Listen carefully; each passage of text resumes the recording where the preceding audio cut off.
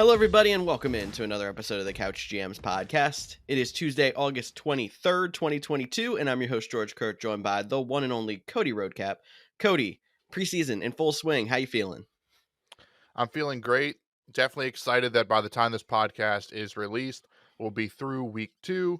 I am missing Snyder, though, who is not with us today. But if you miss him just like I do, I definitely encourage you to check out last week's episode. We were all together. It's definitely worth a watch. Even if you listen to it, go listen to it again. It was a fun episode. Yes, it was. He had that fun segment with the most eligible bachelor. We'll be doing some more fun stuff like that coming up too. But this week we have a lot of business to cover. We're going to hit some week 2 preseason reactions, some NFL news and notes from around the league, and we're going to do a bookend mock draft. Get a little action on the turns. We're going to see how we handle drafts from either the 1 or the 12 pick. So you won't want to miss that if you're getting ready for your drafts and you do pick at the beginning or end, or even in general, just picking. We'll give you plenty of advice as we go. Make sure you find us on our social media channels, Facebook, Twitter, and Instagram at the Couch GMs. We are on Discord. The link to our 24/7 fantasy chat is in the description. And go check out thecouchgms.com for all the rankings you need to help you in your drafts as well. Cody, let's jump into NFL news. I feel like that intro is getting longer and longer here, but here we are in news. We have to start off with Tom Brady, who seems to have been the talk of the town in the last few weeks. It's just getting more and more as he just took his leave from the Buccaneers longer and longer. He did return to Buccaneers practice on Monday, but man, conspiracy theories were flying all over the place. Yeah, I mean, it seems like he was just on a vacation with his wife. Not sure, like I mentioned when this first was announced, that they have something planned that they haven't been able to do since he's playing, and then he came back. But there's like, I'm only coming back if I can still do this. But the one conspiracy theory, which I'm actually still hoping that is true, is that he's going to be on The Masked Singer. Maybe his return is a sign that he didn't make it very far on The Masked Singer, but that's definitely what I'm hoping for. But Tom Brady is probably the only football player in the NFL that can take 2 weeks off of training camp, and you feel like, oh well, like he didn't have to be there in the first place. He could have showed up week 1, and the Bucs are still going to be fine. So as long as they can stop getting hurt on their offensive line, I don't think this affects the Bucs in any way. Agreed. I don't think it's going to be a big deal now, but it was more like how does a guy just take 2 weeks off in training camp and get away with it like that? Antonio Brown got his name out there when he was talking about I leave and it's a big deal, but Tom Brady's gone for 2 weeks and no one cares, which is funny because they seem to be good friends. So now it's just Antonio Brown against the world, I guess. I don't really know. I hope the Masked Singer thing is right too, but it would be really funny if it's like he announced his retirement and they scheduled a vacation and he came back. He's like, one condition, I have to take this vacation in the middle of training camp, because that'd just be absolutely ridiculous and the most. I mean, literally, you're right. The only person that could get away with that is someone like Tom Brady. Yeah, and I'm sure he'll be asked about it when he's made available to the media later this week, like most quarterbacks are. But, speaking of his former teammate, Jimmy G, the 49ers have said they are happy to keep Jimmy G on the roster, even though they've pretty much kept him away all training camp because there is no trade to be imminent. Wow, I can't even pronounce that word. Imminent. Thank you. Now, I do know it was earlier reported that like August 30th was kind of like their cutoff deadline if he'd be cut or released. But the latest reports are saying he might not even be released and he might just be there as a backup and insurance. Because let's not forget, this team was in the NFC Championship last year. Yes, they're turning it over to a young guy, but they still have expectations to win. And it might not be Trey Lance's job full season if he comes in and struggles because their goals are still to win a Super Bowl. Yeah, I feel like this has been a whole entire roller coaster where it was like beginning of the offseason. I was like, there's still a chance Jimmy G starts. And then they doubled down on Trey Lance once training camp started getting going. And then it was Jimmy G's going to get traded or cut. Now he could make the roster. Like you said, like there's a chance he comes in and starts late in the year. Even if it's not for an injury, if it's just a major struggle on that team, because that team has a lot of talent. It should be competing for an NFC title. And who knows if the quarterback position is going to hold him back. But I don't know. I still see Jimmy Garoppolo getting traded at some point. It could end up being an in-season trade like we had predicted before, where if some team that's competing has a quarterback go down or a quarterback struggling, you could see a move made. It just kind of stings for Garoppolo, who really the best option for a place to him to go is in division to Seattle. And I'm sure the 49ers, even if they get an offer from Seattle, that's going to be a little tough to accept. Yeah, I think it will be tough to accept, but it hasn't something that has been done before. We saw the Eagles do it with McNabb near the end when they were done with him. They were just ready to move on. And also, don't take what I'm saying about him like playing. I'm still full in on Trey Lance. I think he's a special player. I'm not worried about Jimmy Garoppolo, you know, starting over him or stealing the job back from him. But it is a nice security blanket. I mean, the backup quarterback is an important position. Just ask George's second. His second favorite team's the Eagles, and they won a Super Bowl with the backup quarterback. Uh, but speaking of quarterbacks, one did get traded. If you had it on your bingo card, the Raiders traded Nick Mullins, former 49ers quarterback, to the Minnesota Vikings. A trade that pretty much means nothing, but we're talking, it was some news where the quarterback's on the move. Nick Mullins slated now to be the backup. Maybe if you were in a deep dynasty league and you were holding on to Kellen Mond for some hope, the former second round pick, it's not completely time to cut ties, but he has struggled this preseason as well, so he might not be the guy we thought he might be. Yeah, but I don't think that's really even the biggest news coming out of Raiders camp this week, because there's word out there that they're planning to release running back Kenyon Drake. Now, if you remember back even like 2, 3 weeks ago, we were talking about, I guess it was 2 weeks ago, Hall of Fame game, how all of their running backs were getting time. We were questioning how Josh Jacobs was going to be handled this season, and Kenyon Drake was the top handcuff to go get in fantasy drafts. Now, it seems like Zamir White, the rookie, his stock is going way up here, and there's a chance that not only could he be the primary backup for Josh Jacobs, if they're not confident in Jacobs, he could be getting starting running back carries. Yeah, I mean, Zamir has definitely looked good this preseason. There's no denying that. Um, I would probably temper expectations personally Hmm. on how much his stock is rising up. I mean, I didn't have a huge stock in Kenyon Drake either. He's coming off of an injury. I don't love Josh Jacobs. I think he will be the starter for at least this year. But Zamir White, definitely, if you're in a keeper league, because your dynasty draft has probably already taken place and he was definitely drafted in that. But if you're in a keeper league, um, and you want to take a late round flyer on him, to potentially, because Josh Jacobs' his contract is up. They didn't do the 5th year option. If you can get him late in a keeper league that you can get the starting running back next year for like around 15 or 16 or 14 even keeper, that seems like a pretty good value. So Zamir White, in terms of long term, I like it. But in terms of this year in redraft leagues, uh, it's a great ad. Could be talking about him waivers later in the season, but not a guy that I'm like shooting up my draft boards or making my late round flyers at this point. Yeah, I was going to ask, are you even thinking late round flyer there, but you're just sticking with Josh Jacobs in that backfield? I mean, I don't love any of the Raiders' backfield, but if No, I no, was I'm going to pick not. one, it would be Josh Jacobs. And Yeah. I think honestly, Josh Jacobs, he's not like the most flashy guy, but his stock is dropped like that. If you're going, like the non-traditional way of not taking a running back early, and you can get Jacobs in the 5th or 6th round, I still think that's pretty solid value for a guy that will see the majority of the carries, will get some red zone action. Not a bad option. Or even if you take a running back that's high risk, high reward, like you get Christian McCaffrey, like you're going to want to start him every week. But if you can turn around and get a bona fide starter later in the draft, round 5 or 6, to pair with him or complement or even be your flex option backup running back, that's some great value. So not a guy I would trust full time on my team, but if I had some other pieces around, I think the value is pretty good for Josh Jacobs.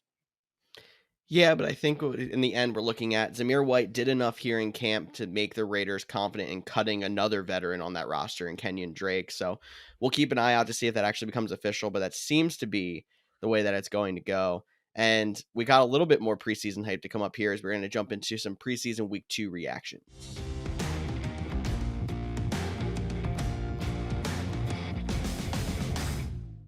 And before we jump into the next segment, I have to let you guys know support for the Couch GMs podcast is brought to you by MANSCAPED, who is the best in men's below the waist grooming. MANSCAPED offers precision engineered tools for your family jewels. MANSCAPED recently launched the Ultimate Men's Hygiene Bundle, their performance package. Join over 5 million men worldwide who trust Manscaped with this exclusive offer just for you. 20% off and free shipping worldwide with the code CouchGMs. That's CouchGMS at manscaped.com. Now, I will let you all know they did send us some product review. I have it right here in front of me. The performance package comes with a nice box that tells you that your balls will thank you, which is 100% true.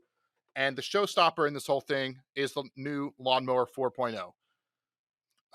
Skin safe technology, super quiet. I really love this light that comes on this. It makes it very easy to, get those hard to reach areas that you can't always have the best lighting for. You get a nice wireless charger, a few attachments that come with it, different lengths, a nice little brush to make sure it's all clean for the next use. Also included in the performance package, you get the weed whacker, the ear and nose trimmer. I know Tyler really has enjoyed that one. Then some couple of nice products. You get the crop preserver ball deodorant, helps you smelling fresh, and it's anti-chafing, which is definitely nice. Um, Used that last week when I was out on a boat wearing a swimsuit all day, no issues. And then this interesting product, which I believe is my fiance's favorite, whether that's just the way it makes them smell, makes them feel, but it's called their Crop Reviver Ball Toner. A few spritz of that right on your package every day makes a nice, refreshing feel. Also included, you just lift it up, you get a nice dropping stuff over here. You get a nice bag, travel pack to put that all in. And then the most interesting part, this mat. I just thought it was a newspaper, like a fun thing, but it is a mat for easy cleanup. You get to add that on there. You also get a free gift included with the performance package, which is the boxers that are super comfortable. Now you get 20% off on the performance package. You get 20% off on all of the products um, on their website, and the t-shirts. I'm not gonna lie, this is like the most comfortable t-shirt I've ever worn. It's not included in the performance package, but I definitely recommend that you go ahead and add that to your cart when you're checking out. But all this stuff can be yours, and you can get 20% off and free shipping with the code Couch GMs. That's COUCHGMS at manscaped.com. That's 20% off with free shipping at manscaped.com. Use the codes CouchGMs, unlock your confidence, and always use the right tools for the job with Manscaped.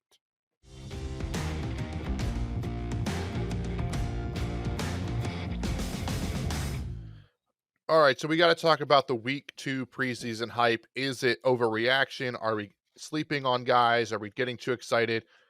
Probably a little bit more of too much excitement, but one news that kind of was very interesting, caught my eye, was Damon Pierce, rookie running back for the Houston Texans, has looked good in camp, did not play in week 2, seeming that he has locked up the running back job. They're keeping him fresh the season. Marlon Mack still played, the guy he was battling with, and there was not an injury, so it wasn't like they were just being cautious with an injury.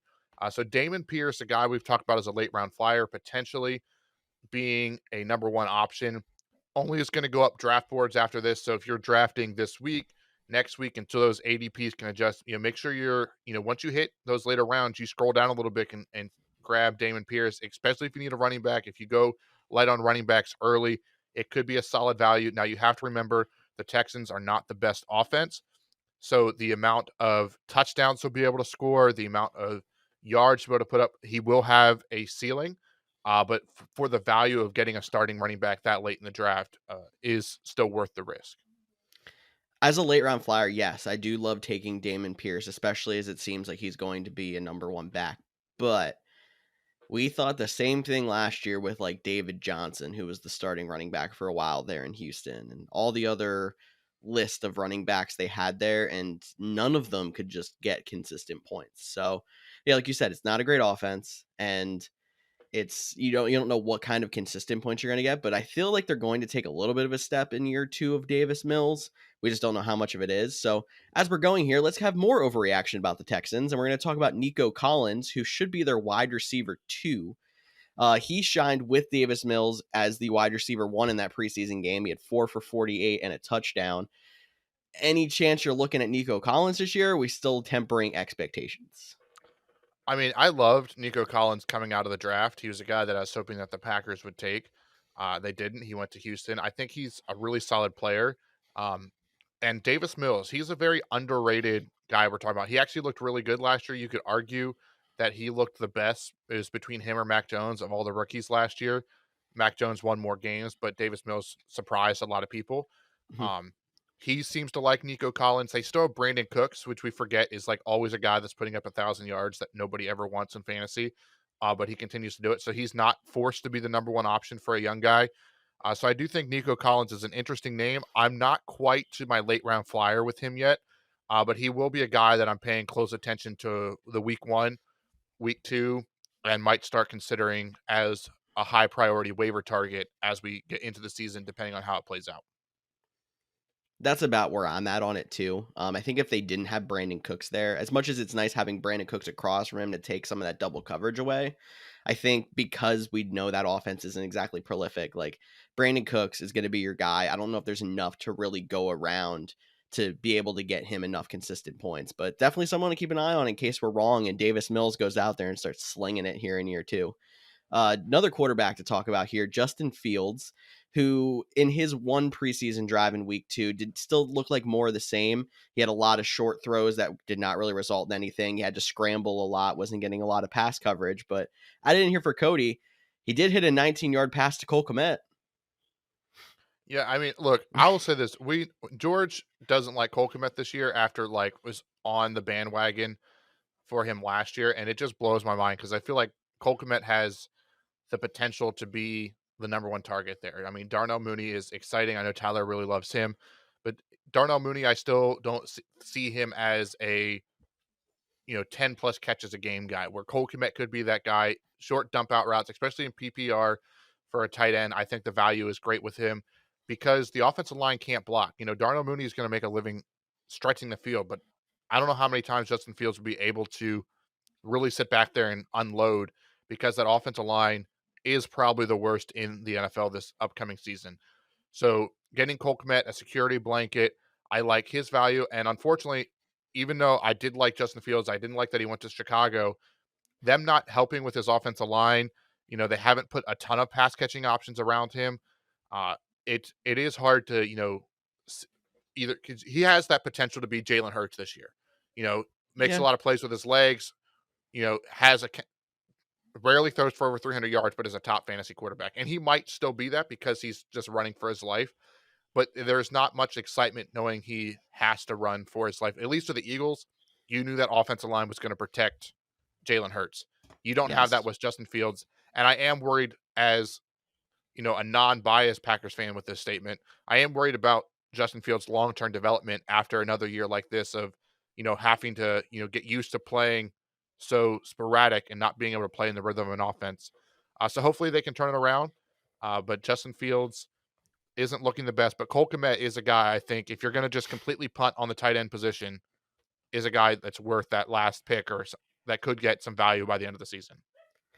Yeah, I mean, I'm not going to totally shut down that Cole Kmet is never going to have a chance to be good. Yeah, there's always that chance because of everything Cody said. But the first part of how we started this with how he constantly has to keep scrambling, settling for these short throws because the offensive line can't protect for him. The offense just isn't working quite right for him. That's why I don't like him as much. I get it that you say he could be the 10 catch a game guy, but I like Darnell Mooney better because, like I was talking about with Tyler last week, how I love his run after catch ability. And I love how he can turn 2 or 3 catches in a game into a good fantasy game if he breaks it for a long touchdown. Yeah, there's going to be inconsistency there as well. But as opposed to Cole Kmet, where his 3 catches are probably going to be like 5 fantasy points max. And plenty of times, I'm sure there's going to be plenty of games this year where he ends up with that because the Bears offense is just sputtering. I kind of like the big playability, even though it's more inconsistent in that offense.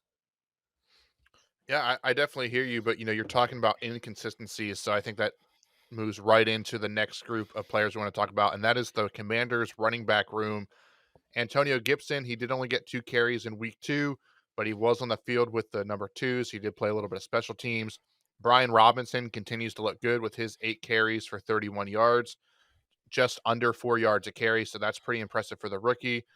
JD McKissick is still there. So there's a lot of question marks around this one. I think this is very similar to, we talked about with the Raiders. Like, I just don't like any of them Mm-mm. this year. And I think Antonio Gibson and Josh Jacobs are going very similar in the draft. So if I had to pick between those two, I'm going to take Josh Jacobs because I think he's on a better offense.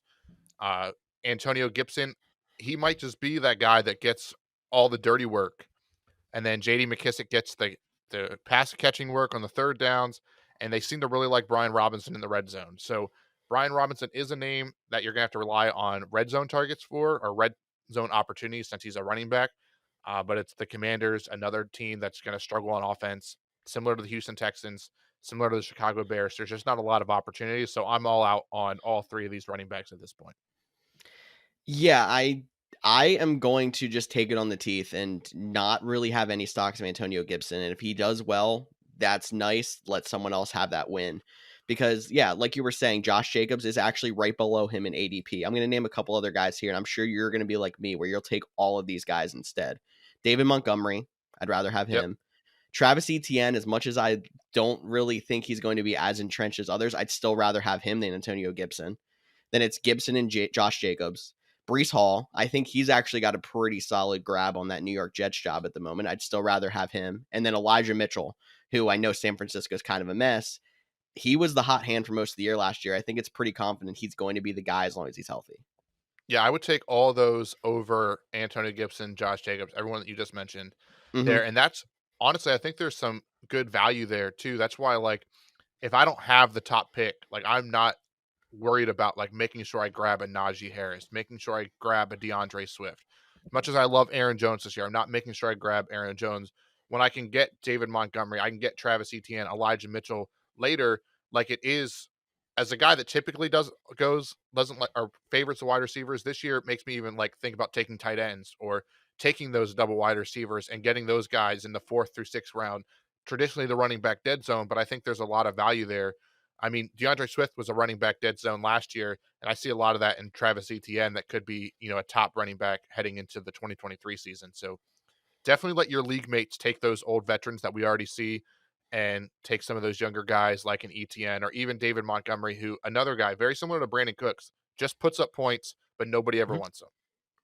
Yeah, and I will say, like, just going back to that whole Justin Fields conversation, like, I'm not really in love with a lot of their pass catching options, but running read options with David Montgomery, I think that that's still going to be a solid backfield and a solid running offense between Justin Fields and David Montgomery together. So there is that. But when it comes to this, like, I'm not really taking a late round flyer on Brian Robinson quite yet, just because I'm not convinced Agreed. he's going to get enough carries to make it worth it. If you really are all in on Brian Robinson, take him with your last pick before your kicker and defense. Sure, it's not really going to hurt, but I'm not in that party, and I'm really fading Antonio Gibson to the point where everyone's taken him before I am willing to. So yeah, just I'm avoiding at all costs, basically.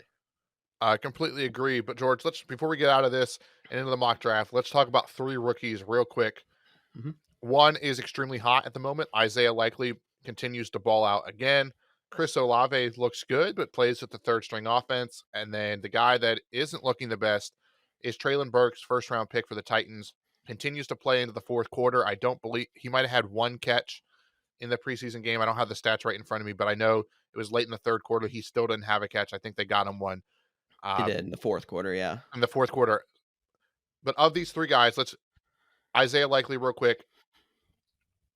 Mark Andrews, like, I'm still worried about Mark Andrews, like, just doing exactly what Isaiah Likely is, and then he's completely just the backup because Mark Andrews, Lamar Jackson isn't playing. That's my thoughts, but what about you? I don't know if I really want to grab Likely in redrafts quite yet, but he's someone I'm definitely keeping an eye on.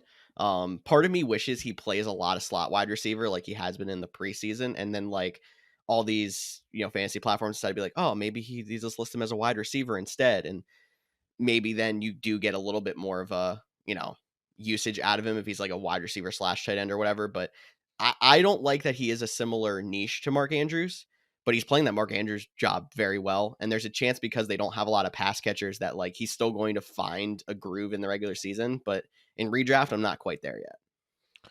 Yeah, I'm with you. Chris Olave, that's another interesting one. I mean, he did look good. He did have a nice touchdown catch against the Packers. Granted, for some reason they had an outside linebacker edge player on him, which that just doesn't make any sense to me. But he did score a touchdown. But he's a guy that's getting drafted really high, even in redraft leagues. That I tend to be out on him just because Michael Thomas, yes, he did tweak his hamstring in week 2, but he isn't expected to miss time with this one.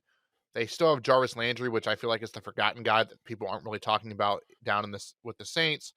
Alvin Kamara is still going to be heavily involved with the pass catching opposite. As much as I like their pieces, I just don't know if Chris Olave has that breakout wide receiver 1 potential that some of the other rookies do around the same time that he's being drafted. Did you mention Jarvis Landry in there? I did I miss that? You missed it. It's okay. You don't listen Oh, to okay. me. It's No, fine. I don't. No, I really don't listen to you. But no, the only reason I really feel like Chris Olave could really have a spot in that Saints offense is because like Jarvis Landry has always been a PPR monster. Michael Thomas is a PPR monster. Like Alvin Kamara is going to be obviously used more in the short game. He's a running back. He's going to get his catches, but they need somebody down the field that can really try to stretch a defense. And while maybe Chris Olave isn't like your prototypical, long ball guy, he definitely has that ability. And I think he's definitely more of that than the rest of the receivers on offense. So I'm not too concerned about him playing with the third string. It could just be a rookie trying to, get up to speed with NFL, action. But it's going to be rough at first. By the end of the season, I would not be shocked to see him getting a lot more first team reps and have a chance to be someone that can help you down the stretch in fantasy. And then the last guy, Traylon Burks. Are you out on him? Are we making too big of a deal about, is this similar to Jamar Chase, how we just talked about all the drops last year and he came out and balled out as a rookie? Like, where are you at with Traylon Burks? Because for me, was not a huge fan of him. I'll be fully transparent. Coming out of the draft, I thought he had a high ceiling, but he also had the biggest bust potential. Hasn't lived up to it yet. I know it's really early. I don't want to write a guy out for long term in the season and his actual career, but in terms of fantasy, Traylon Burks is not a rookie wide receiver that interests me. I'm trying to go and see how the ADPs have adjusted because I know there was a lot of situations where Burks was actually going above Robert Woods. It looks like Robert Woods has passed him now, but literally by like 3 draft spots. It's not a lot. Um, I'm all in on Robert Woods being the wide receiver one there, and I'm not even touching Traylon Burks in redraft, and I'll go make the waiver rush. Or if someone else drafts him and they win, that's good. I'm not touching it because there's been so many question marks from his conditioning back at the beginning of camp, which I hear is just him having asthma and it happens every year. But now he's still not really like he's still really struggling. I'm not a fan of the outlook on him right now. Yeah, and granted, this is just preseason, and Malik Willis has had his moments, but he's been pretty inconsistently throwing the ball. I think he was like 7 of 20 something in the last preseason game. Again, I should have the stats up in front of me, but I don't. I apologize. But a little bit inconsistent there. So definitely one to watch out for. Again, if you're in a keeper league and you're potentially a guy that could come on late in the season, grab him with the later round pick because then you have that low end keeper for the upcoming season. But I think that's the biggest takeaways from week 2. We have one more full week of preseason, then a bye week, and then we're back to football, which means you guys are mock drafting, or you're actually drafting. So we're going to start mock drafting right now.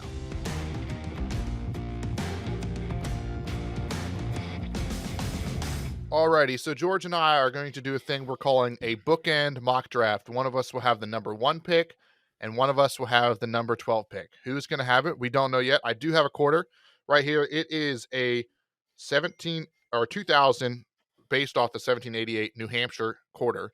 I'm going to flip it. George, you call it in the air. Okay, tails. It is heads. So Okay. that means I get to pick, and I will take the number 1 pick. George, you will take the 12th pick, aka Jonathan Taylor. Spoiler. But George, you will have the 12th pick, but why don't you tell people with the roster size and how many rounds we're going? I'm honestly surprised that you took pick 1 instead of pick 12, Mr. I like 0 running back strategy. I I wanted like to be all the wide different. receivers in the world. Okay, I see. But anyway, we are doing a 12 team, as you can tell, 15 round draft. We're going to be doing our traditional half PPR scoring. So half point per reception for anyone out there that doesn't know what PPR stands for yet. We'll walk you through.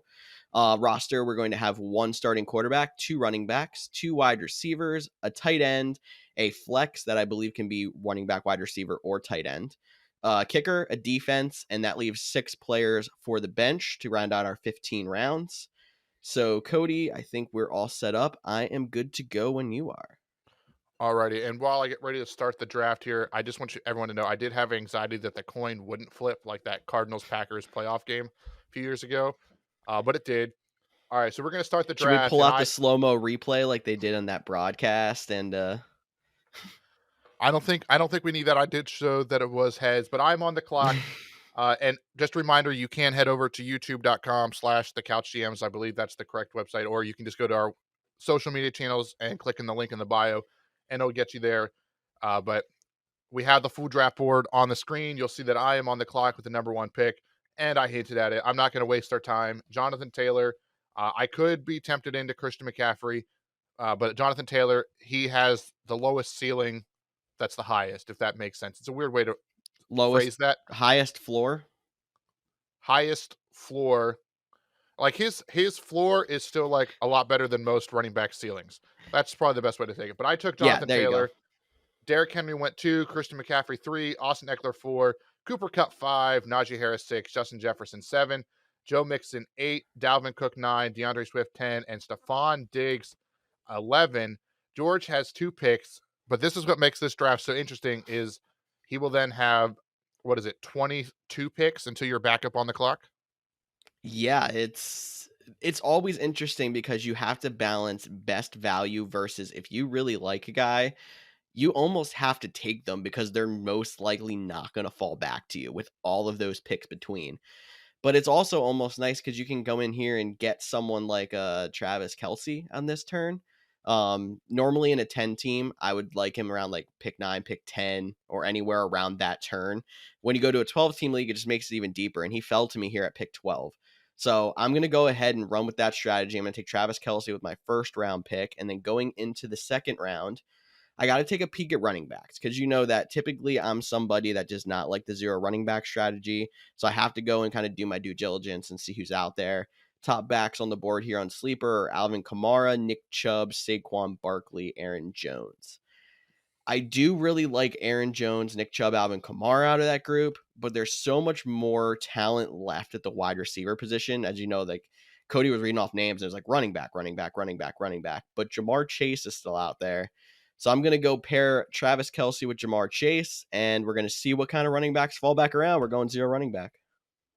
I am utterly shocked that you went no running back. I know. I, I I think you were trying to figure out what running back I was going to take to go with Kelsey. I'm 100% sure. I mean, that was pretty impressive. I will say the Travis Kelsey pick, he is a guy that I have been fading a little bit. It's not that I don't like Travis Kelsey. It's just once you think about it, he's getting up there in age. He is the true number one guy. But I still think the value and the positional advantage is really good for a 12 team league. If Mhm. you can get a running back to come back around, I think in that case, that was my only quip with it, but I do love the I, boldness that you yeah. took. Yeah, I mean, we'll have to see how it works out for him in the end. But going back then to Cody round two, pick two was Devontae Adams, then Nick Chubb and Alvin Kamara, Debo Samuel, Saquon Barkley. First quarterback off the board was Josh Allen right in the middle of round two, CD Lamb, Leonard Fournette, Mark Andrews, and Aaron Jones. Back to Cody. Were you hoping for Aaron Jones to fall there? If Aaron Jones was there, I would this would have been the quickest pick I've ever made. But looking at the sleeper board, wide receiver Tyreek Hill is at the top, very tempting. Right behind him is Javonte Williams as the top running back. Mike Evans is there, and then Ezekiel Elliott. So I have a second running back is on the table there, but I kind of hinted at it. There are some guys I like in the fourth or fifth round here. So I got my number one running back, and this is traditionally called the hero running back strategy. So I'm going to look at other positions now.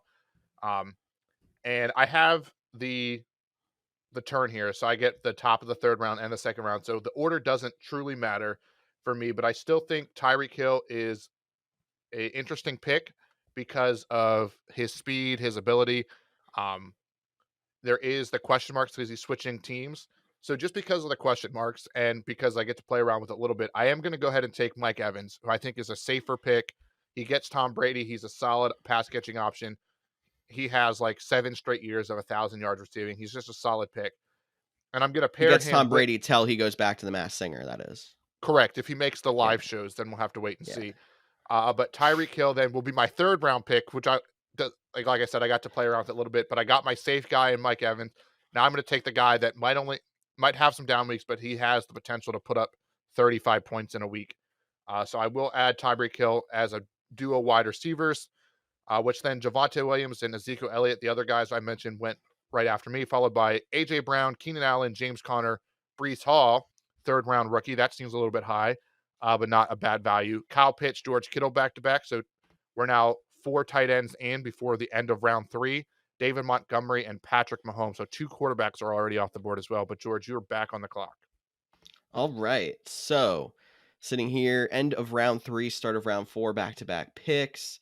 I think one of these picks I'm going to have to take a running back, but we're gonna have to. I'm gonna take another peek at the wide receiver position here first. Number one on there's T Higgins. Not taking that one because I have Jamar Chase, although I still like that pick around this section of the draft. Michael Pittman's up there. Terry McLaurin, Deontay Johnson, DJ Moore. I like DJ Moore and Michael Pittman. I mean, the best. But you know that in our rankings, I had Michael Pittman listed as a wide receiver 1 in a 12 team. So I'm going to go ahead and take him then as my wide receiver 2. I think I got a really solid pair of wide receivers there. And I'm going to go back to the running backs here in round 4. So round 4, round 5 is about when you really take your first running back in that zero running back strategy. You don't want to let it wait too long, especially knowing I have 22 picks between me and my next pick now. My top favorite guys here on the board, Cam Akers. We know that's still a little bit of a question mark there in LA because they are talking about using 2 running backs. They still have that injury concern. I do really like Cam Akers though. Travis Etienne, I don't know if I really like him quite this high, but there is always the chance he comes out and balls like an RB1. Josh Jacobs, we kind of want to stay away from, and Antonio Gibson. The person I'm looking at here is someone who hasn't quite gone up the ADP rankings enough yet. It's J.K. Dobbins. Should be an unquestioned running back 1, run first team. I'm going to go ahead and take him now, and just I hope it goes along with what they've been saying, where he's going to play week 1. All right, 2 quick questions before you read off the next picks, and I'm back on the clock. When you saw T. Higgins there, were you disappointed? Did you regret not taking a running back and passing on Jamar Chase and getting T. Higgins? I know we talk about that a lot. Players on the same team but have different values. Any regrets? The regret's not taking a running back. I think the regret's not going Devontae Adams. Gotcha. That makes sense because Because then if you I could would have went Devontae Adams, who went right after me, Jamar Chase, I could have paired Adams with T. Higgins. Although I do like Pittman right about the same. I think they're back to back in my rankings, so I don't see it as much of a difference. But Pittman, I almost is more of like the safe guy. Like he should get you 12 to 15 a week most times. T. Higgins can go off. So like they're gonna probably score similar points. It's just how is that gonna get to there? Gotcha. And then J.K. Dobbins, I do like that you mentioned the ADP. Um, I know they're saying everything looks good. I am still a little bit concerned on how fast he'll start the season.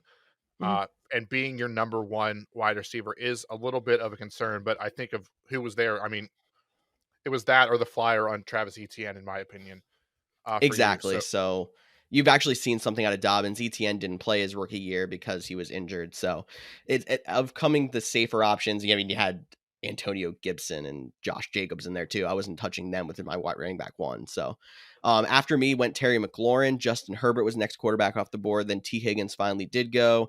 Cam Akers and Jalen Waddle next. Then Josh Jacobs, DK Metcalf, Travis Etienne, Deontay Johnson, and Darren Waller to Cody. all right, so I'm on the clock here. If you're looking at the top 5 available on the board, it's DJ Moore, Lamar Jackson, Mike Williams, Antonio Gibson, and Cortland Sutton. And if you're a longtime listener of the show, you know where this pick would be a 100% no-brainer. That's why I'm going to shock everybody, and I'm just going to rule out Mike Williams. I would take Mike Williams Oh, here, hands down, no question. But I also think it's good practice if you're listening to the show or you're mock drafting, is to not get into a routine of always taking the same players. So I'm going to use this little bit of an exercise for myself to see where I can get some different value.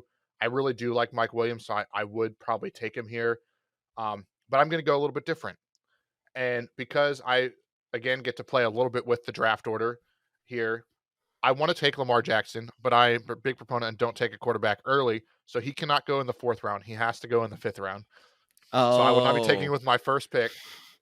Um, This does not actually honestly matter to anyone out there. If you take someone at 412 or 5-1, like it really doesn't make a difference. But if it helps Cody sleep at night, we're gonna let him It do will. it. It will help me sleep at night. And sometimes there's at least one person out there listening that has been on the turn and they're like, I can't take that guy in the 4th round, but I can take him in the 5th round. But this is actually a part of the draft that I really do not like being at the number 1, especially in a 12-team league, because there's a lot of guys here that I don't like. So I scroll down. It's like, oh, will they make it back? Will they not?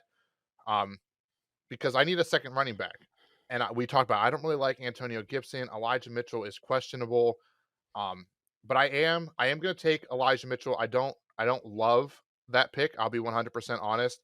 Uh, I still think it's a little bit too early to take AJ Dillon, who I really like, but it's just too early in the draft to do it in terms of value. And it does help that Trey Sermon has not looked very good.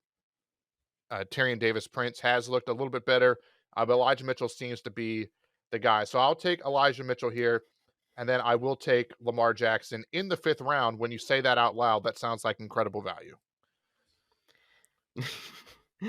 You having to take somebody at the second half of the turn just to make yourself feel better. But I mean, I like Elijah Mitchell a lot. You'd probably know that from listening to the show. 4th round, maybe a little bit early, but you need to come back and try to get your second running back. And I think he was probably the best of the options there. And I like you changing it up and going Lamar Jackson. I like that draft strategy for you.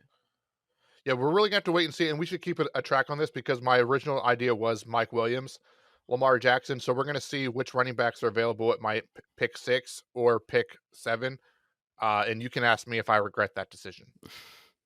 Okay, so we'll come back and check in on that one in a few rounds. So after Cody took Lamar Jackson, it was DJ Moore and then Antonio Gibson, Dalton Schultz, Allen Robinson, Mike Williams, Cody's boy, came there at pick 6 in the 5th round. Then Kyler Murray, Cortland Sutton, Marquise Brown, Brandon Cooks, Chris Godwin to go back to me. I think the biggest thing I'm looking at, I am very happy that after Cody took Elijah Mitchell, there was only one running back that went in that round because I'm still kind of trying to play catch up after going 0 running back strategy. I'm going to go back to actually our League of Record draft last year where Cody did win a championship going 0 running back. And he actually went in, I think it was rounds either 4, 5, 6 or 5, 6, 7, 3 straight running backs to try to play catch up, try to throw a couple of good darts out there and guys that could end up being solid options. And it worked out for him. So I'm actually going to take both of these picks on running backs, even though we are kind of in the running back dead zone. So I'm going to start it off with Miles Sanders because I think that he is somebody who still Can't call you a could homer. get You're a solid Chargers fan. points. Oh, I mean, yeah, I'm not a homer. I'm a Chargers fan. Exactly. Um, he's somebody who only really didn't put up solid points last year because he didn't score touchdowns. And obviously he does have the injury concerns, but it should be a solid RB1 there in Philly unless they go out there and shock the world and trade for Kareem Hunt, which I'm not seeing happening. And then my second guy, there's a couple of options on here. There's Cody's boy, AJ Dillon. I don't really love the fact that he's our running back 2 in that system, taking him this early, especially as somebody who I might have to rely on a weekly basis. As a flex, if I could be confident that he's my running back 4, but could be a solid flex, I like that. My running back 3, kind of want to stay away from it a little bit. I could go with somebody who should be a starter, but has not really performed too much is Clyde Edwards-Helaire. And then I think one of the guys who even I've been kind of sleeping on a little bit, but should have a pretty solid role in a team that likes to run the ball a lot is Damian Harris. He's might not be my favorite guy out there, but when you're trying to find guys who are going to get carries when you're playing 0 running back, you almost have to change your strategy a little bit to trying to find guys who should be consistent for you to find you points if you end up being in a pinch, as opposed to trying to go out there and hit those home runs and get these guys who can end up scoring 30 points a week. So I'm going to take a chance on Damian Harris in my running back 3. And I think between Dobbins, Sanders, and Harris, I can find 2 solid starters most weeks. Yeah, I do know that they're talking a little bit about, how good Ramondre Stevenson is. So that does concern me with the Harris pick, but I definitely understand what you're going with. After you did go Jerry Judy and Michael Thomas, followed by AJ Dillon, Joe Burrow, Amon St. Brown, Amari Cooper, Clyde Edwards-Helaire, Darnell Mooney, DeAndre Hopkins. That's great value, even though he is going to miss 6 games. So maybe not great value. I probably oversold that, but Adam Thielen went next and then put me back on the clock here, which is interesting that it did leave me with Jalen Hurts. If I wanted to take a second quarterback for some We're dumb not playing reason, a 2 quarterback league, but I the, like that. the 1 year before I really got into fantasy, I thought it'd be really smart to take 2 top quarterbacks and then try to trade one. And then nobody wanted to trade for one the whole time. And I was like, hmm and that's why I haven't taken a high quarterback since until I just took Lamar Jackson. But on the board here for me is, like I mentioned, Jalen Hurts is the top guy. TJ Hawkinson, if I want to get the last of, I would say, the top tier tight ends. Um, Juju Smith Schuster, Gabe Davis, Rashad Bateman, Kareem Hunt. Not a ton of guys here that I really like. It's definitely a tough position. Even scrolling down, there's not a lot of love at any of these positions. In all honesty, like this is truly like a terrible spot in the draft for me. Not a ton of players I like. Um, so I'll go ahead and make my first pick, just talking it out here, and then I'm gonna have to really think about my seventh pick. And I'm gonna go back to the running backs. Just try to take some dart throws. You took Miles Sanders. You hinted at it. There has been some rumors, whether that was just Joe Thomas talking and now people are taking that Kareem Hunt could get traded to the Eagles. Not Mhm. 100% sure I agree with that, but is a guy that will be at least involved, very similar to an AJ Dillon. If he is still in the Cleveland Browns, he's not required to be a starter for me right away. I could play the system, so that it doesn't put him automatically in my flex when I'm building my roster. But I'm not. I'm going to go ahead and take Kareem Hunt here. And then I am going to scroll down just a little bit as I'm looking. Again, we're in a not the best spot for players here, but it's a long time until I'm back on the clock. Yep. And there's some names that I like. There's some names that I don't like. Um, so I'm going to take a flyer here. I don't normally take this guy. So again, gonna see what my team looks like here. I'm gonna take a rookie. And I'm gonna take Drake London as a potential Ooh. rookie flyer here. Um, again, very interested to see where he goes or how he does this season. I know he got a little bit banged up, but it's not supposed to be serious. Take the rookie in the 7th round. That could be a number one pass catching option. Was, a high draft pick. So I do like Drake London in that sense. But it is definitely a risky spot. Not in love with my picks at round 6 and 7, but it's kind of just how the board fell, who was available, and who I thought could get back around to me, which is a big risk. But Jalen Hurts, Russell Wilson, Dak Prescott, 3 quarterbacks went off the board, followed by TJ Hawkinson, then Rashad Bateman, Juju Smith Schuster, Cordero Patterson.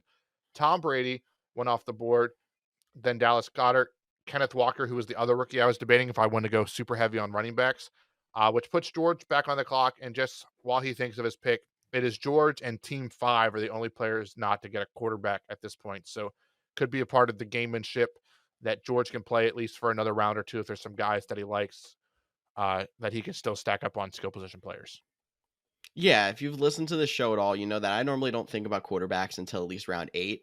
So I was thinking about a quarterback on this turn when Cody's like Jalen Hurts is sitting out there. I liked Russell Wilson. Dak Prescott's always a sleeper. Tom Brady's solid. All 4 of them went in that last round. So we're officially punting the quarterback position. I'll let Team 5 take who they'd like, and I'll go out there and try to find myself 1 or 2 guys later in the draft that I think have high upside that can help me out. So I'm going to look elsewhere. If you listen to my guys, I think this pick's going to be pretty obvious. It'd be Gabriel Davis. But I'm debating if I should do the Cody strategy, and like he's always on Mike Williams. Should I try to change it up here? So I'm going to go ahead and do that. And I'm going to go with another guy who is a young guy who I think can really step up and play solid this year. And that's going to be Elijah Moore. My biggest question, Elijah Moore, is that quarterback position. We don't know when Zach Wilson's going to get back. I'm assuming it's going to be early because it still seems like if he's going to miss anything, it's just going to be week 1. But he was actually exploding onto the scene before he had his season-ending injury last year. So normally I'd go Gabriel Davis. I'm going to go Elijah Moore there as my wide receiver 3. And now I'm going to take a peek again at the running back position. I was kind of hoping Kenneth Walker would have fell to me because I think that he probably has a good chance to win that Seattle running back job. It could be a great value there on a run heavy team here in round 7/8. But unfortunately, he did not make it. His running mate, Rashad Penny, is still out there. There's always a chance you could take a dart throw at that one. Um, Devin Singletary and James Cook are both here. It's this part of the draft is tough for running backs, which is especially why I was trying to jump out there and get ahead and take 3 running backs, 4, 5, 6. Because here you're really throwing darts and hoping that somebody just works.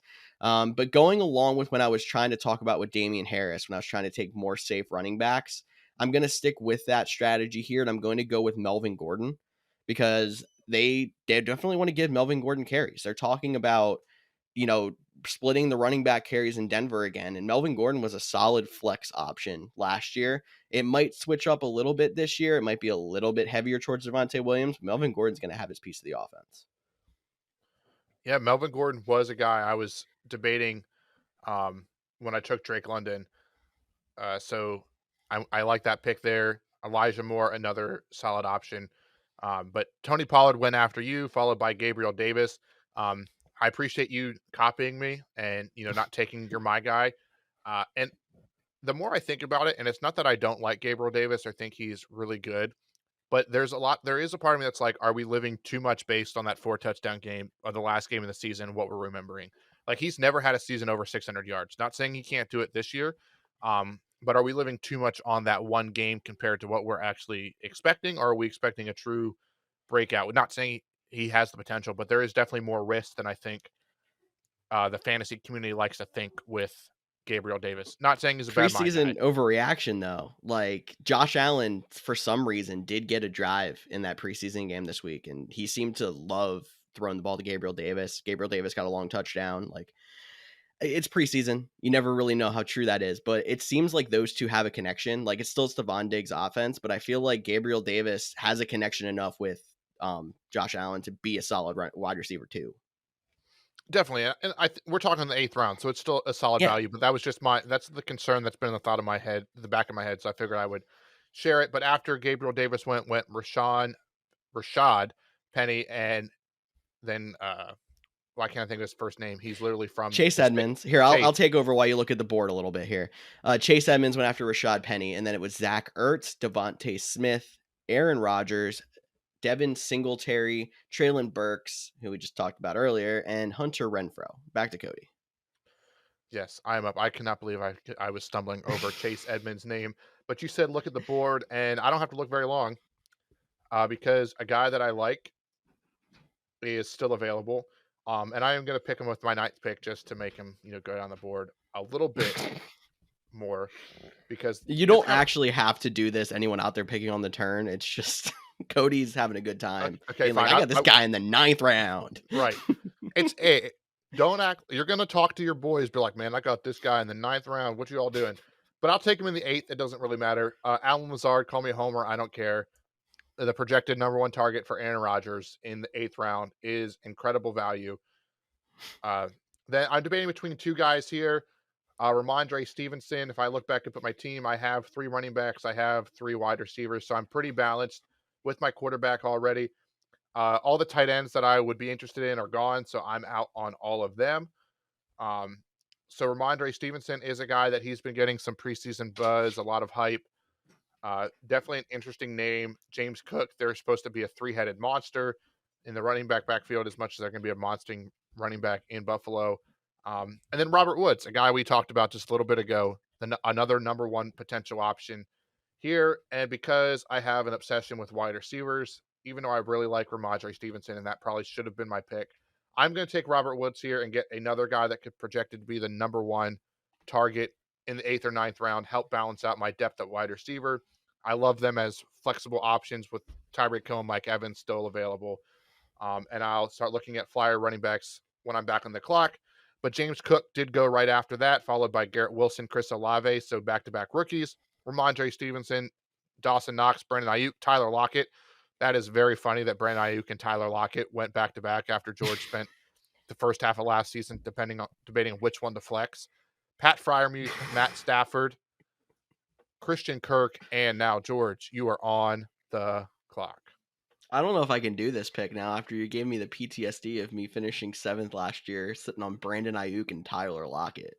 Like, that just hurt. Hey, my favorite part, sidebar, well, I'll tell a quick story while you look at the roster and figure this one out. Okay. Last year, like we encourage all you fans to do, is to send us your questions, start stits. We love to answer them. And it was week 1, and it was Tyler Lockett or Brandon Ayuk. And being a smart A that I am, I went on Google and did one of those spinning random things, and I put those guys in, and I sent a video to George, and it landed on Brandon Ayuk. And did he put up a 0 or like a point something or like less than 3 points? And Tyler Lockett, didn't he catch like 2 touchdowns, I feel like? Yep, that was like one of his few good weeks of the year, it seemed like. And ever since then, those 2 have been like a running joke between us. But George, I hope I stalled enough for you that you are back on the clock with some of your favorite options. All right, so always take a peek down the board and see if there's anybody that you like. Like, I don't know, James Robinson sitting I knew that there. was I going to think be the that's guy you were going always to a talk decent about. option. If you want to be mean to the person who took Dalvin Cook, this is a good time to start looking at handcuffs and Alexander Madison. There's Cody's boy Cole Kmet sitting there. I'm going to go back to the top of the board. All right. I am going to start peeking at quarterback here to go to 9-10, and I'm actually going to be Cody here and take someone at the top of round 10 instead of in the bottom of round 9. So I can say I took quarterback in round 10 instead. Trey Lance is the person I'm looking at because the upside. We talked about he's a chance to be this year's Jalen Hurts. I mean, and I'm probably going to go around and take a second quarterback in this draft just in case Trey Lance doesn't perform as well as we hope. But the other person I'm looking at is Damon Pierce. So still trying to just stack up a couple of running backs that have a chance to be solid.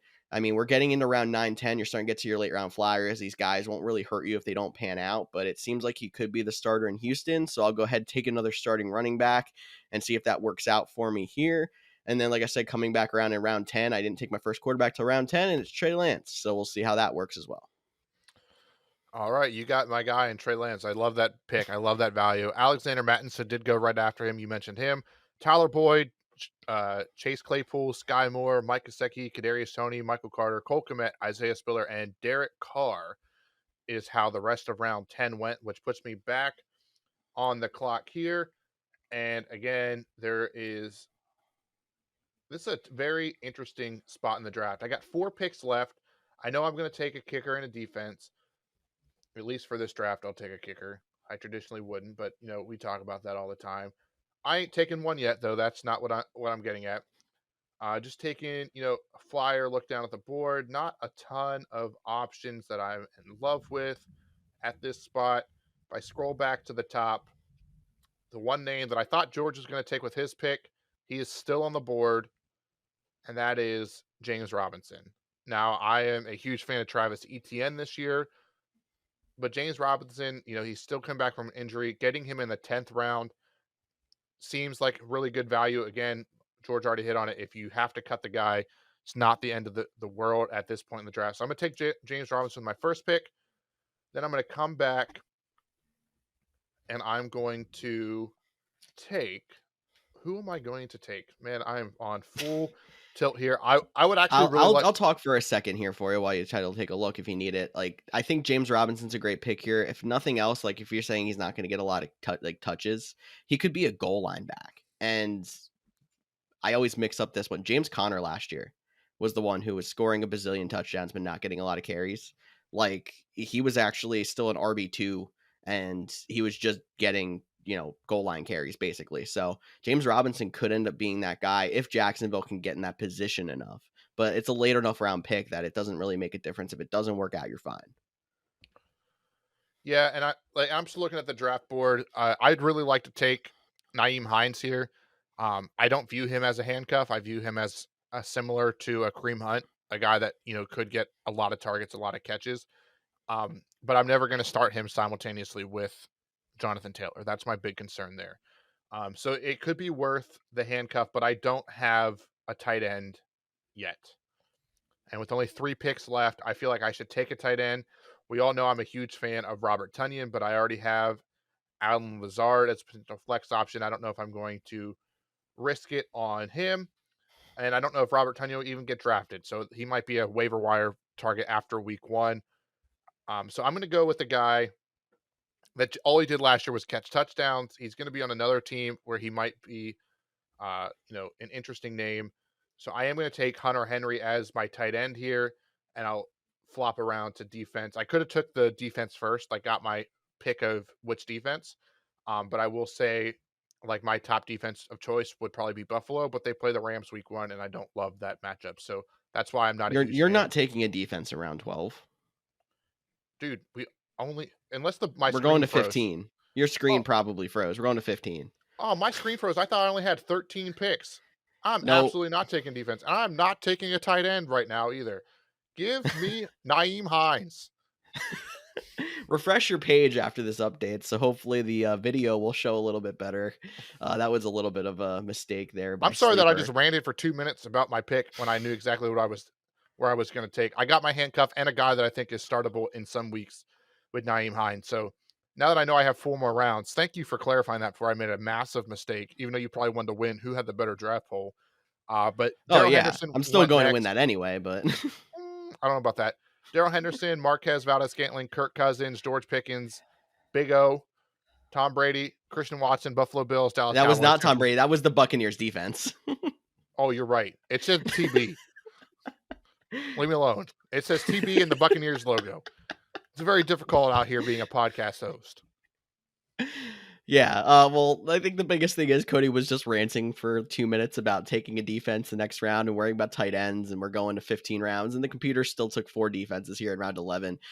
I'll just take my chances on the waiver wire, take my chances with, just getting a spot start week 1 here in the late rounds if the computer's gonna go here and take these defenses, and probably soon kickers coming up here late. I'm looking back at my team here in round 11. I like my 3 wide receivers, but I've got 3 wide receivers. So we're gonna try to make that position up a little bit here. Somebody that's down here this low that I really like is Michael Gallup, because there's a good chance he could be a wide receiver too for a good offense in Dallas. And he's certainly on PUP. He's probably not going to start the season, but when he comes back, it could be, a plug and play wide receiver too if he does go back to playing how a wide receiver two in Dallas could. We were talking a little bit about the Jarvis Landry, Chris Olave thing earlier this episode. Jarvis Landry sitting there is not a bad option. And then there's Devontae Parker here as well, who is a potential wide receiver 1 for a team that had a 4,000-yard passer that did not seem like they had a 4,000-yard passer. And New England is really looking like for somebody to step up in that wide receiver 1 role. So I'm going to take 2 wide receivers. I'm going to start off with Devontae Parker, who I just mentioned. I'm going to go back up and I'm going to take Michael Gallup, who is going to go on my pup list. So I'm going to use the Cody strategy later and not take either a defense or a kicker and pick one up after the draft. Alrighty, that's a bold strategy, but it's a great strategy. Rashad White went next, followed by Ronald Jones, Russell Gage, Los Angeles Rams, Kenny Gainwell, Los Angeles Chargers, Baltimore Ravens, Williams, not Winston, Jamison Williams. Jameson Williams, Julio Jones, followed by the Patriots defense. So a lot of people are grabbing their defenses early, which is only pushing better players down. And I'm back on the board here. Again, we're talking late round flyers, and for me, that's traditionally young guys that have potential to break out. I mean, like at the top of the board, there's Jarvis Landry, there's Hunter Henry, who I was going to actually take last round. I thought I only had 3 picks left and had to get a tight end. Brian Robinson was a rookie. We talked about Kenny Galladay, very interesting name, new offensive coordinator. But I'm kind of on the Kadarius Toney if I'm going to get anyone in that offense there. Do I go another running back with Tyler Algier for the Atlanta Falcons, or Al Guy, or however you pronounce that one? Hey, you got it. I'll get it eventually. If I scroll down far enough, I do see my boy Evan McPherson, but I won't take him. Okay. So just because he is a rookie, I'll add another rookie running back, Tyler Algier, whatever. I'm going to take him. You're close. I'll give you points for trying. My screen is spinning. It does not want me to take him. There is a part of me that is very worried to refresh my screen and then see the whole mock draft fall apart, which would be not great for podcast recording, but I think I'm going to have to. I'm going to refresh my screen quick. I'm going to do that. Apologies for technical difficulties. We're still running on my end, so I think you're okay. Sweet. Here. And I can see the full board now. Awesome. Hey. Tyler Algier is up. One day I'll get it right. When he wins me a fantasy championship, he'll just earn. That's high expectations for the rookie who may or may not even be a starter. That is a very good point. Not a ton of guys that I'm super interested on or love at this point. So I'm just going to keep scrolling down. I'm going to pass all the kickers that are on the board. Pass all the... Man, there is just no... Like, this is definitely very late of the draft that you don't really like. So I'm going to take another guy, another rookie. He's way down here on the board. I don't really care. Doing my own thing. A guy is getting hyped up. If I can even find him now, because I just passed him. Let me do it this way. It's a running back. It's for the Kansas City Chiefs. Isaiah Pacheco, getting some high love, high praise. We don't love Clyde Edwards-Helaire. He might not be a guy I'll start right away. Might have to wait a few weeks, which is not always great with those people you're taking this late because you're looking to add the waivers. But I will go ahead and take Isaiah right here. The sleeper app went, wow, in my ears because that was such a reach. But Hunter Henry went next, followed by Marlon Mack, Brian Robinson, Justin Tucker, first kicker off the board, Jarvis Landry, Tua Tagovailoa, John, Hey, you said I feel like this is the first time we said his last name on this podcast. and I nailed it. I'm actually super You impressed. did. Jahan Doxson, Rondell Moore, Khalil Herbert, Evan McPherson. No. And George, you're up. You weren't gonna take a kicker anyway. Are you serious? Like, well, Probably not. I don't know. Okay, so I've got 3 picks left. I'm gonna try to take a look here at roster build up. I've got a kicker spot open, a defense spot open, and 1 bench. I'm gonna turn that into a defense spot and 2 benches because I am going to pass up on the kicker since I have somebody I can throw on reserve with Michael Gallup. And one of the things I did say is I'm not going to take a backup tight end, but I'm going to take a backup quarterback just in case Trey Lance does not seem to pan out. And actually, going back to a question we had on our social media from Andrew, he was asking how we handle bye weeks when we're doing our drafts. So I want to mention that we really haven't been paying much attention to bye weeks as we're going through here. But one thing I do is if we are taking a second quarterback or we're taking a second tight end, those positions where you don't really draft more than 2. I kind of keep an eye on bye weeks, make sure that they are different so that like when you get to that situation, you're not dropping one of the guys you like to make sure that, you have that spot filled. So Trey Lance has bye week 9. When I'm looking at other quarterbacks on here, Deshaun Watson, somebody that's taken off the board because he's a bye week 9. That's also somebody you could have thrown on the reserve list and grabbed somebody else after the draft. But because I'm all in on Trey Lance here, I'm not going to take that flyer and hope he comes back for the fantasy playoffs. Um, Jameis Winston's a possibility here. I like him. Trevor Lawrence is kind of a young upcoming guy here in this camp. He's getting a lot of hype.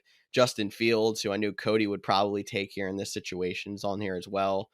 No. I'm going to go ahead and take my flyer quarterback as Jameis Winston. I'm going to hope that he continues what he was putting together before he got injured last year. And hopefully I won't even need him because Trey Lance is going to work out. But Jameis Winston can end up being a pretty solid fill-in guy if I need it for a bye week, if I need it because it's not working out. And then after that, we're just kind of taking a look at some flyers. I got to stroll past all these kickers and defenses that Sleeper has up here on this Romeo Dobbs, my bad. There's Cody's guy there. I'm kind of leaning towards taking another wide receiver since I did take those early ones and not go anywhere after that. But Raheem Mostert's somebody I really like for Miami. It seems like they're going to use him a lot in that offense because he's just a playmaker. It's just depending on how healthy is he going to stay. So looking at wide receivers, there's not a ton of dart throws to be made here. Sammy Watkins is somebody who has a chance to make a role for himself in Green Bay.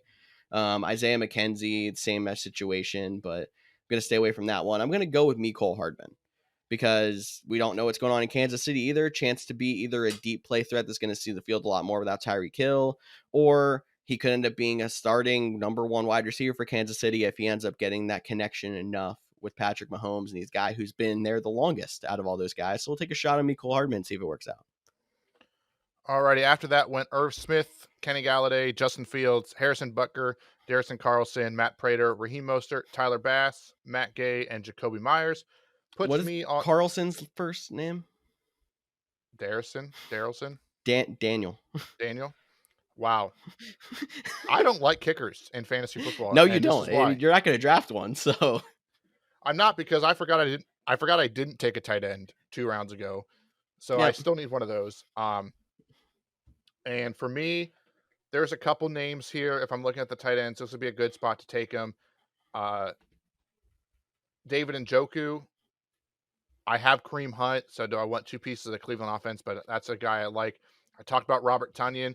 Now, Lazard isn't slated to be a guy, so he's another flyer I could take right now. I really like him. But just because I don't have any pieces of the Bengals offense and I think it's going to be good, I'm going to go ahead and take Hayden Hurst. We saw CJ Uzama be, pretty good in terms of, putting up points on a weekly basis. Gerald Everett's another name. Austin Hooper, Tyler really likes, but I also have Robert Woods. Actually, you know what? I'm going to pivot. I'm going to pivot. Oh. I think. Let me just look at my team. Yeah, I'm going to pivot. I know I have James Robinson, and he plays for the same team, but I'm going to go ahead and take Evan Ingram. The athletic guy could have a breakout season, being the number 1 target for Trevor Lawrence. And we do know Doug Peterson likes to use his tight ends. So I'm going to go ahead and take Evan Ingram, and I'm really just going to play the tight end waiver wire all season long, matchup based. I do know they play the Colts, so week 1, so that'll be interesting. on how that pans out. But we'll go ahead and take Evan Ingram here, which leaves me with kicker and defense. I want to head over to defenses, and this lines up beautifully for me. The Denver Broncos are still on the clock here, and they play the Seattle Seahawks week 1 with either Drew Lock or Geno Smith. So with that, when I'm looking at a defense, I'm looking at their top matchups weeks 1 through 4. There, I'm not looking on who I think is going to be the best. Like I mentioned, the Buffalo Bills, they're going to be really good, but they play the Rams first. They have some other opponents earlier in the season. So I think they'll be good, but not the guys I would like. The Eagles, they have potential. They play the Commanders week 1. I really like the Packers defense, but they play the Vikings week 1, so that's a little bit iffy for me. So I'm going to go ahead and take Denver, wrap out my team. I didn't get a kicker. I'll add him later. Young Koo went next.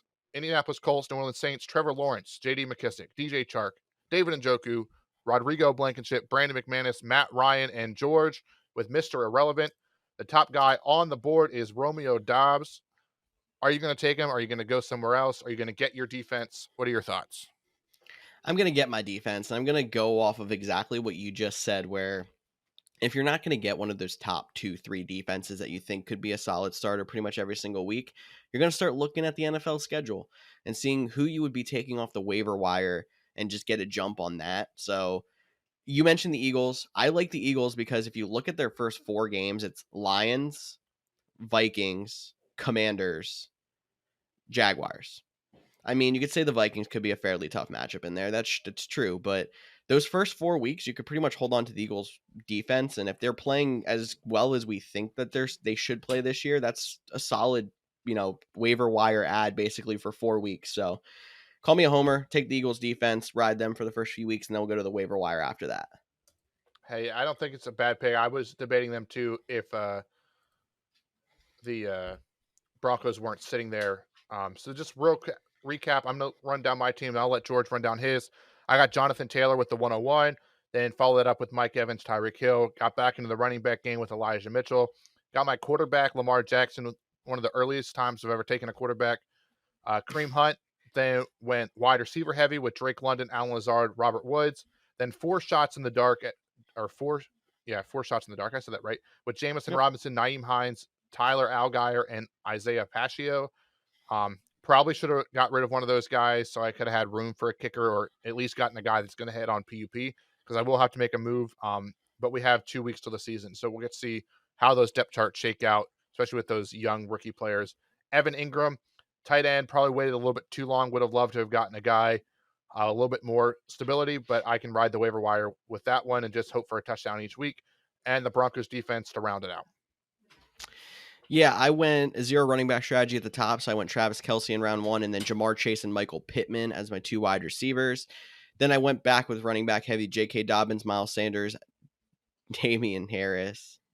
I almost messed up a first name like you did. That's why I started laughing before I even started here. Went back to wide receiver with Elijah Moore, and then running backs Melvin Gordon and Damian Pierce.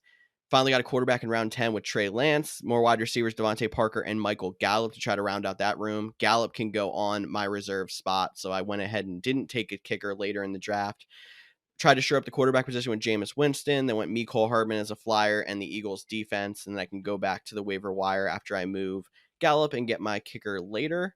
But you have a good point when you're saying you didn't take a kicker, but you have Allgeier and Pacheco on your roster. If either of them doesn't seem like they're going to be a starter to start the season, yeah, maybe you want to hold on to them if you can, but you can probably drop then whoever doesn't get that job to be, your kicker on your roster before the season starts. So even though it's getting closer to the season, it still doesn't hurt to kind of take those flyers and then work the waiver wire before week 1, because, we still on 53-man rosters on these teams. We still don't exactly know how the depth charts are going to work out. We probably got another week until we hear a lot of how that's going to work. Definitely, George. But that'll wrap up our bookend mock draft. We hope you enjoyed the show. Definitely get involved. Like Tyler said, this podcast is more fun for us and more fun for you when you get involved, and it'll be more fun for us when you say who had the better draft. It was me. But go ahead and let us know. Reach out, comment on the post, do whatever makes you feel good. But as always, thanks for listening. Yes, Cody, make sure you're also joining us on Discord where we can talk even more about this draft. We have our link in the description to join our 24/7 fantasy chat. Thank you one more time for listening into the Couch GMs podcast. For Cody Roadcap, I'm George Kerth, and we'll see you all next week.